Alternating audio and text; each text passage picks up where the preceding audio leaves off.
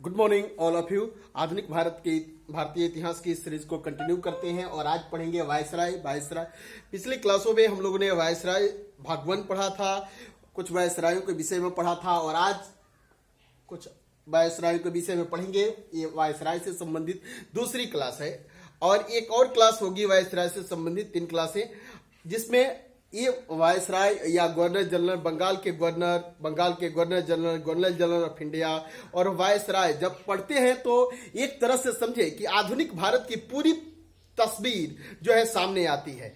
और यदि आपने बंगाल के governor general of Bengal, governor general of India और वायसराय को समझ लिया तो आधुनिक भारत को समझना आपके लिए काफी आसान हो जाएगा। अब देखिए, हम इसको वैसे ही पढ़ेंगे कि जिस तरह से पिछले क्लासों में पढ़ते आ रहे हैं कि एग्जाम की दृष्टि से यह क्लास आपके लिए काफी महत्वपूर्ण हो, साथ ही साथ एक ऐतिहासिक दृष्टिकोण भी आपके अंदर डेवलप हो, एक इतिहास विषय की समझ भी डेवलप हो। तो पहला ये आज कंटिन्यू करते हैं वायसराय की क्लास को। ये वायसराय हैं लॉर्ड एल्गिन द्वितीय। लॉर्ड एल्गिन प्रथम के विषय में पिछली क्लासों में हम लोगों ने पढ़ा था। लॉर्ड एल्गिन द्वितीय है, इनका टाइम पीरियड है 1894 से लेकर 1899 ईस्वी। इनके ये एग्जाम की दृष्टि से महत्वपूर्ण नहीं है, टाइम पीरियड याद रखेंगे। कई सारी घटनाएं इनके काल में घटी और पूछता है कि ये घटना किस वायसराय के काल में हुई, तो याद रखिएगा टाइम पीरियड, तो उससे संबंधित प्रश्न सॉल्व करने में आसानी होगी। लॉर्ड कर्जन, ये इतिहास की दृष्टि से और परीक्षाओं की दृष्टि से, दोनों दृष्टि से लॉर्ड कर्जन काफी महत्वपूर्ण वायसराय हैं। इन्होंने 1901 ईस्वी में लॉर्ड कर्जन ने सिंचाई आयोग का गठन किया। कृषि के क्षेत्र में विकास के लिए, सिंचाई के लिए जो है सिंचाई आयोग बनाया 1901 ईस्वी में। आपसे प्रश्न पूछता है कि सिंचाई आयोग का गठन कब हुआ? 1901 में। किसने किया? लॉर्ड कर्जन ने। 1902 रेल आयोग का गठन किया। 1902 ईस्वी में इन्होंने रेल आयोग का गठन किया। पुलिस आयोग का गठन किसने किया है? तो लॉर्ड कर्जन ने पुलिस आयोग का गठन किया।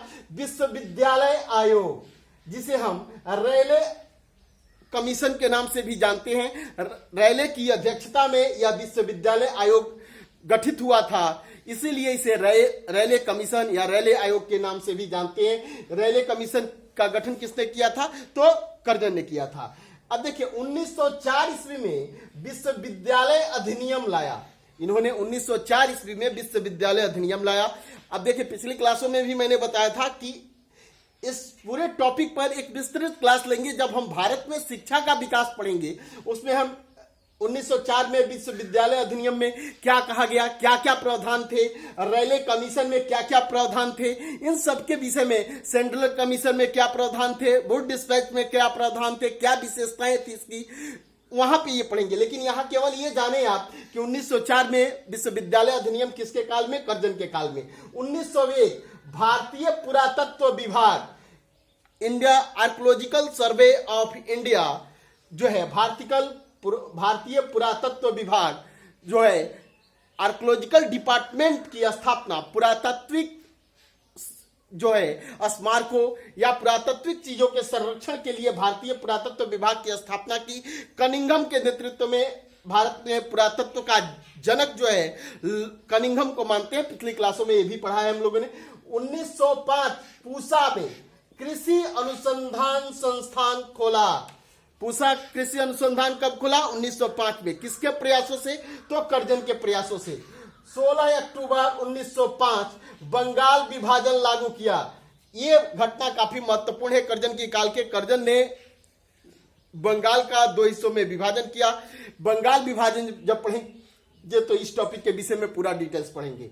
अब देखिए, लॉर्ड मिंटो, इसीलिए मैंने कहा कि यहां यदि आप Bengal governor general of Bengal, governor general of India और वायसरायों के विषय में पढ़ते हैं तो पूरी तरह से एक तस्वीर जो है, एक झांकी मिल जाती है पूरी आधुनिक भारतीय इतिहास की। अब देखें, लॉर्ड मिंटो द्वितीय, लॉर्ड मिंटो प्रथम के विषय में पिछली क्लास में पढ़ा, आज द्वितीय के विषय में पढ़ेंगे। 1905 से लेकर 1910 तक लॉर्ड मिंटो का टाइम पीरियड है। 1906 ईस्वी में मुस्लिम लीग की स्थापना हुई। आगा खां के नेतृत्व में 1906 ईस्वी में लॉर्ड मिंटो के काल में मुस्लिम लीग की स्थापना हुई। मुस्लिम लीग से भी संबंधित एक अलग क्लास में पढ़ेंगे पूरा डिटेल्स। अब देखिए 1909 मार्लो मिंटो सुधार।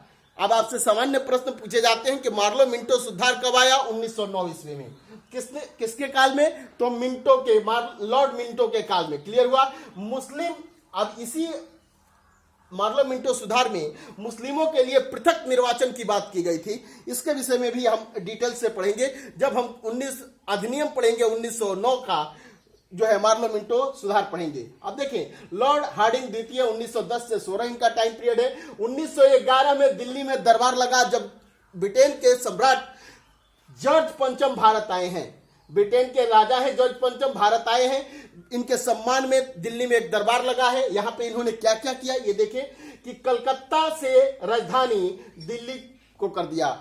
कब ये दरबार लगा था? दिसंबर 1911 में, और राजधानी बदलने की बात इसी दरबार में की गई, और 1912 से दिल्ली भारत की राजधानी हो गई, ब्रिटिश भारत की राजधानी दिल्ली हो गई।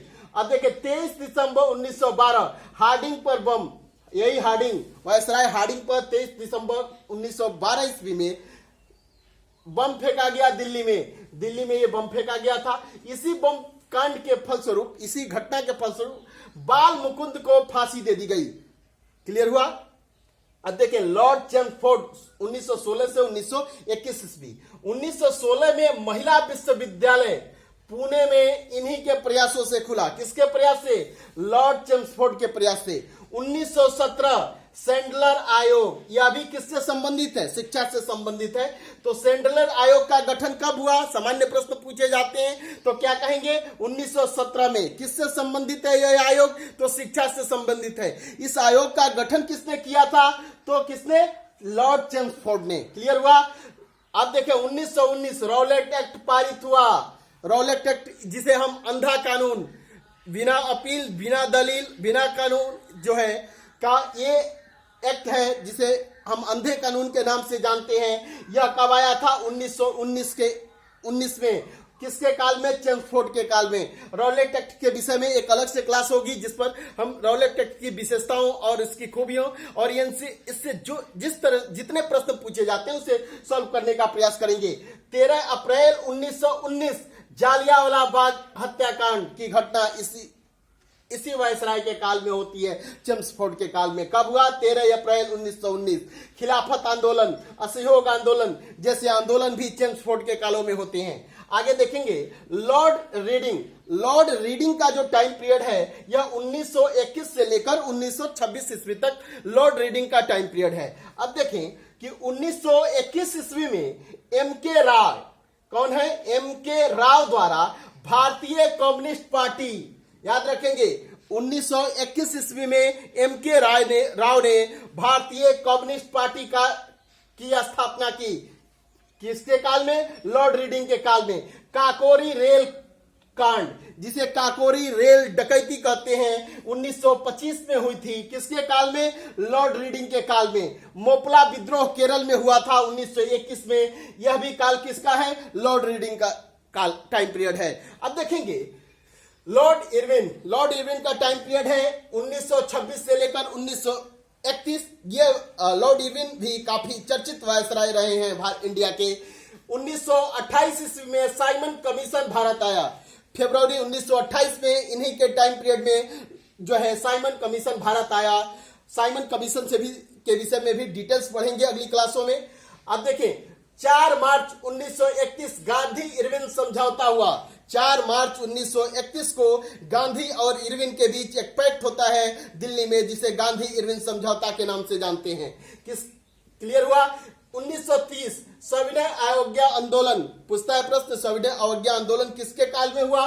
तो लॉर्ड इरविन के काल में सविनय अवज्ञा आंदोलन हुआ। लाहौर जेल में जतीन दास, एक क्रांतिकारी थे, जतीन दास कैद थे। वहां पर इन्होंने भूख हड़ताल किया। 64 दिन का भूख हड़ताल के बाद जो है 13 सितंबर 1929 ईस्वी में जतीन दास की मृत्यु हो गई। ये सभी घटनाएं महत्वपूर्ण है, याद रखेंगे।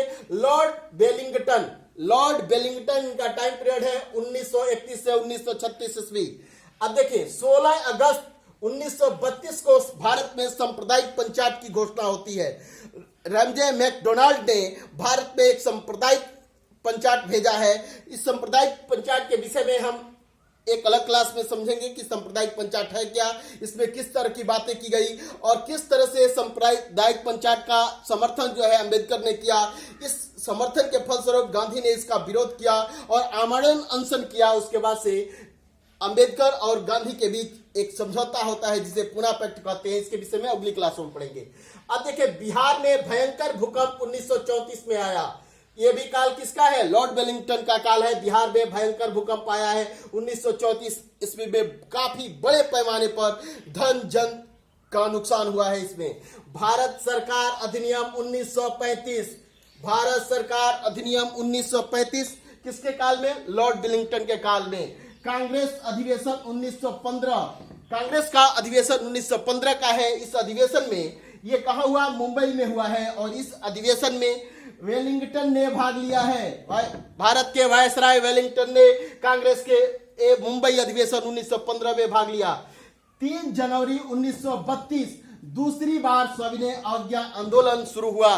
गांधी इरविन समझौता के बाद गांधी जी ने द्वितीय गोल सम्मेलन में जो है हिस्सा लिया। उस सम्मेलन में गांधी की बातें नहीं मानी गई, गांधी के बातों का तिरस्कार किया गया, जिसके फलस्वरूप गांधी जब लौट कर लंदन से भारत आते हैं तो पुनः सविनय अवज्ञा आंदोलन शुरू करते हैं। इसे द्वितीय सविनय अवज्ञा के नाम से जानते हैं।